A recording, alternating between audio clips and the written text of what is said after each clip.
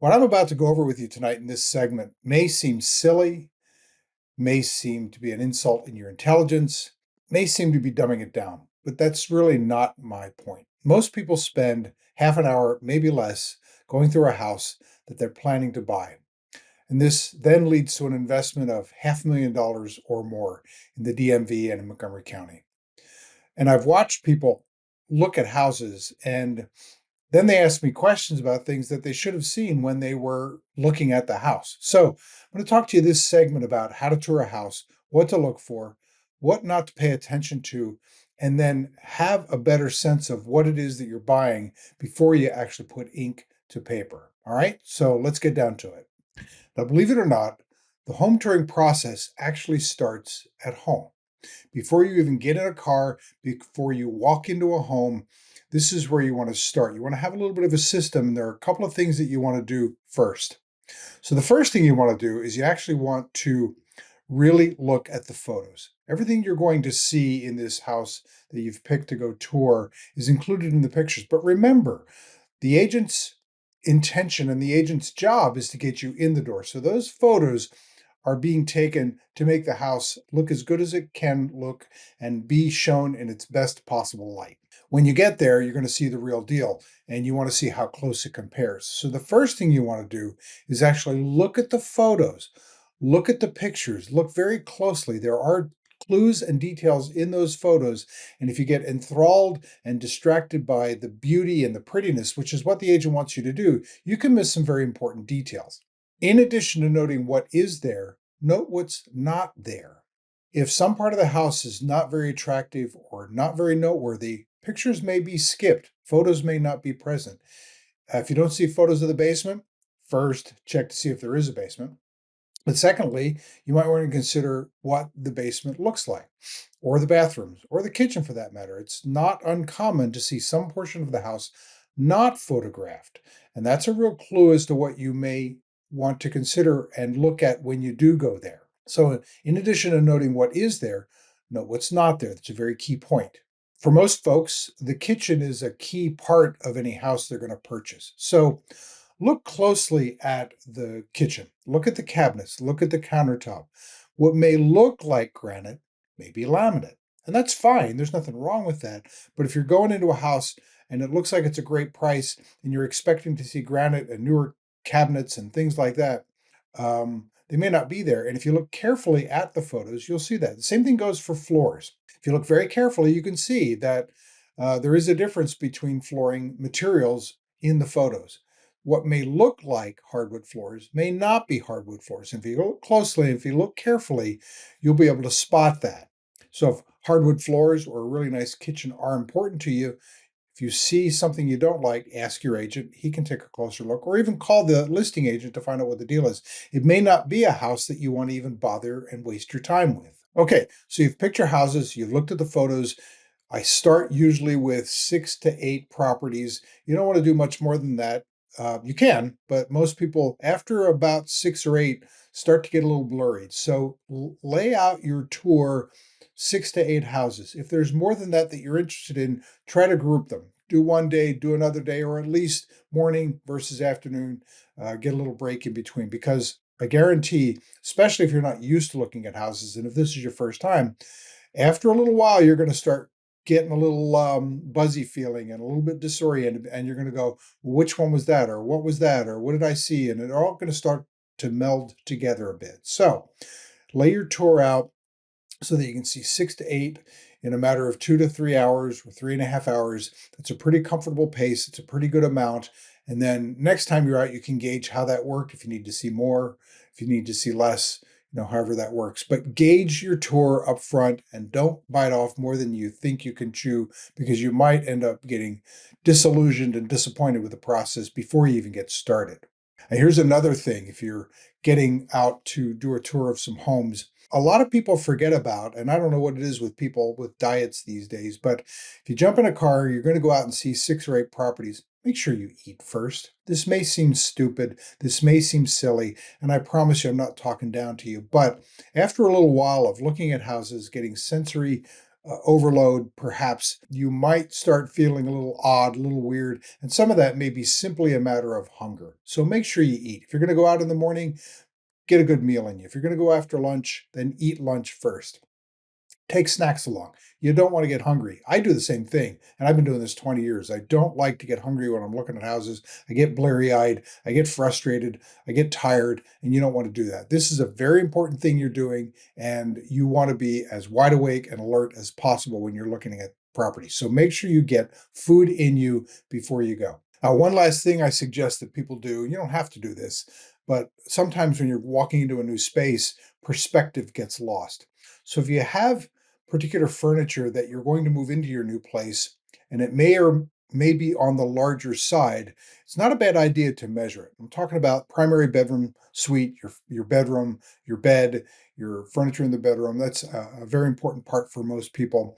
The dining room table, if you have one, measure them because it's hard sometimes to tell in a space whether something's actually going to fit or not. And those are some rather large pieces. If you have a large cabinet for dishes for a dining room, that sort of thing.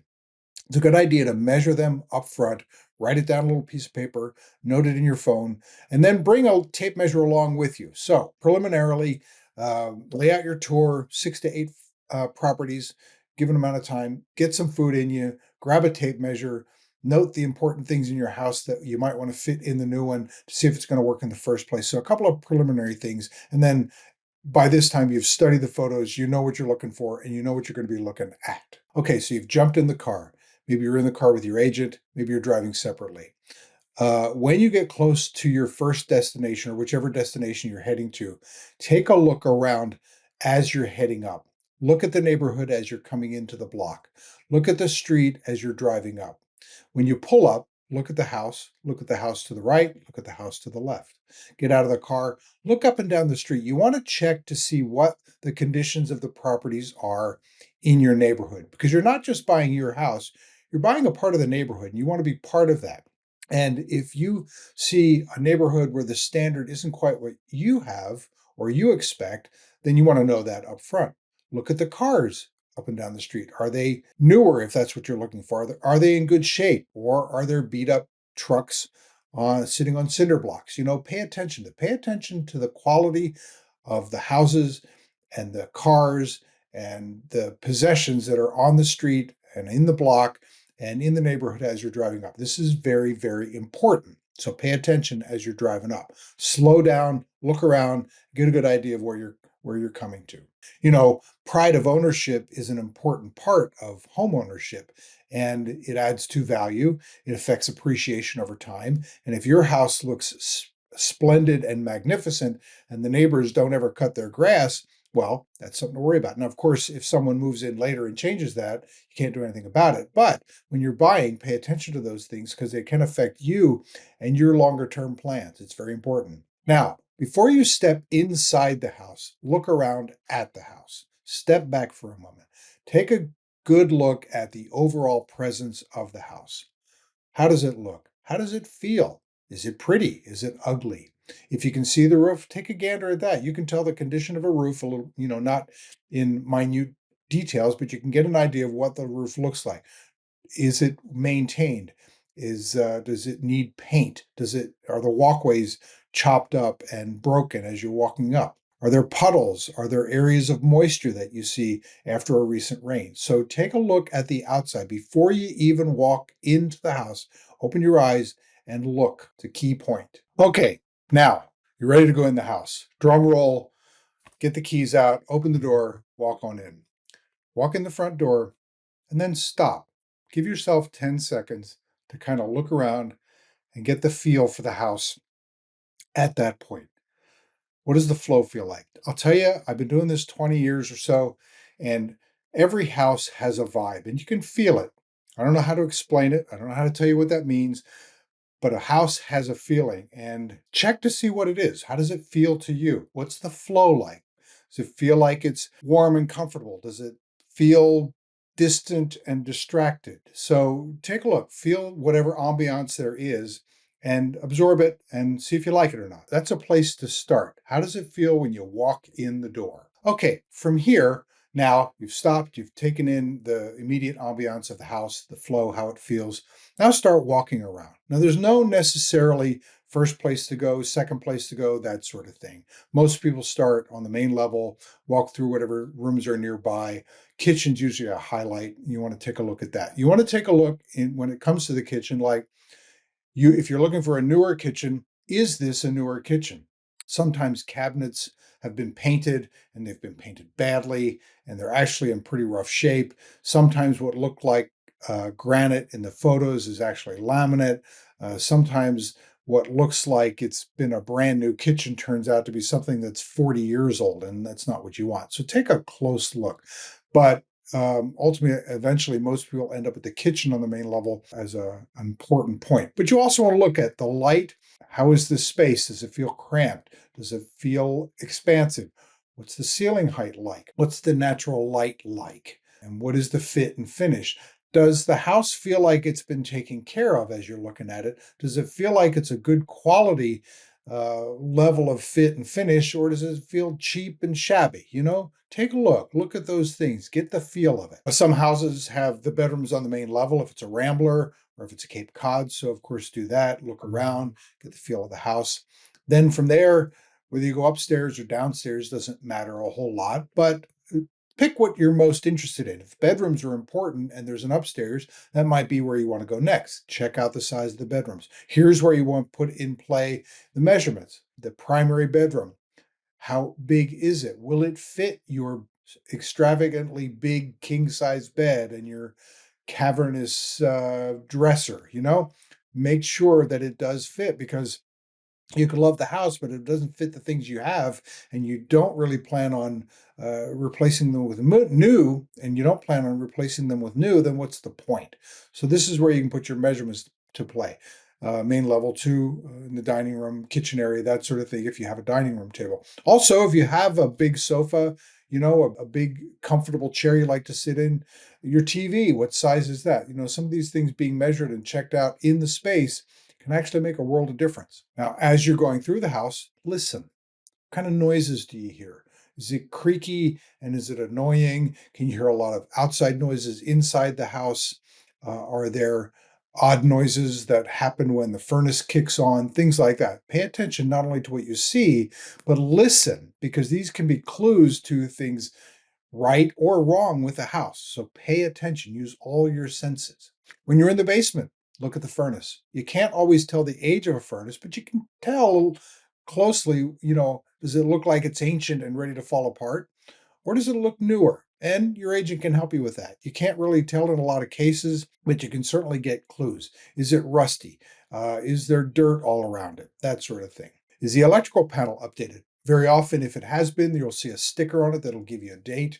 You look at the electrical cable inside. If it's nice, fat, and looks like it's in good shape, that's an excellent sign. While you're in the basement, take a deep breath. Does it seem musty? Are there odd smells that you can't account for? Your nose is a very smart thing that you carry around, and it can pick up a lot of things if you just give it a chance. So, looking, listening, smelling, take advantage of all your senses, because you'll pick things up, and there are things that you can ask about if there's something that seems suspicious or not right. And then go upstairs, do the same thing you've done throughout the main level, upstairs, downstairs. Look at the windows if you haven't already. Have they been replaced, or are they the original ones that are ready to fall in? Take a look around. Are the bedroom sizes big enough? Are they too small? Are there enough bedrooms? What's the ceiling height feel like? Are there ceiling fans in the bedrooms if you want them? Now, as you're walking through a house, you can get caught up in things that don't matter one bit. Ignore the paint color. You can change the paint color if you want. Don't stand for minutes looking at the books on the bookshelves or the knickknacks that are laying about.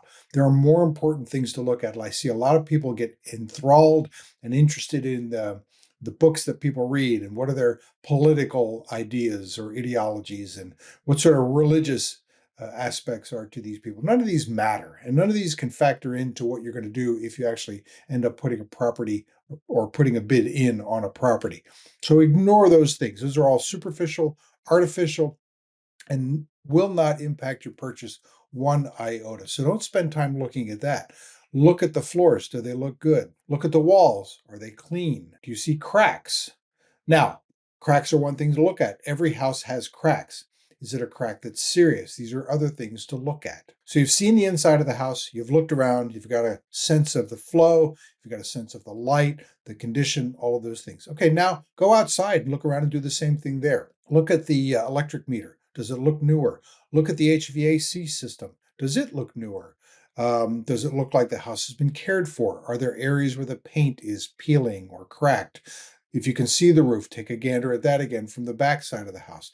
If there are fences, what kind of condition are those things? You got to look at these things. Look for puddles in the grass. Look for areas where you see splash up on the building itself, because that can indicate that there's moisture that's not being routed away from the property correctly and is building up somewhere and splashing up, and you can have potential problems in the basement. You can find issues with basement moisture just by looking around outside. Speaking of moisture, look at the gutters. Do you see little trees popping out of the gutters because the gutters haven't been cleaned in a year and a half? Look at that sort of stuff. Are there things loose? Are there pieces of the siding, if it has it, peeling off? Is the mortar between the bricks, if it's a brick house, does that look sound and in good shape? So you've looked at the house from outside to in. You've spent 20 minutes, 25 minutes, maybe half an hour looking around. If something grabs your attention, go back, take another last look at it before you leave. And then once you've done looking at the house, now it's time to put your thoughts down so that you don't forget what it was you looked at. Don't forget to note what you liked. Don't forget to note what you didn't like. Take your phone, take a piece of paper, whatever works best. Take photos for that matter. But make notes so that after it's all over and you've seen half a dozen or 8 houses, you can go back and say, oh, that's what this one was. Oh, that's what that one was. And get a recollection of what you actually saw. Because it's all going to start to blend together again, I guarantee you. It's a good idea to sit down and rate the house, scale of 1 to 10 if you want to use it. Is it a house that I feel I could live in and love for 5 to 7 years? Because if it's not, you're making a mistake. If it's too small now, it's really going to be too small later. If it's got things that need fixing, fine, but it's got to be within what you're able to do. I can't tell you how many times I've had people say after they've lived in a house for a while, I shouldn't have bought this house because there was all this stuff and I thought I was going to get around to it, but life got ahead of me and just never did. So be realistic about what it is that you feel you can. So be realistic about what it is you feel you can handle and what you can't handle, because it'll make a difference down the road and we don't want you to regret what you've done. So start your tour at home, look at the photos, know what you're going to see. Eat some food, bring along a tape measure, and compare it to the measurements you've made. Then when you drive up, look around, see how it compares. Go through the house, look at it very carefully. Listen, smell, touch. Get to know this house as much as you can. Then go outside and check the grounds out.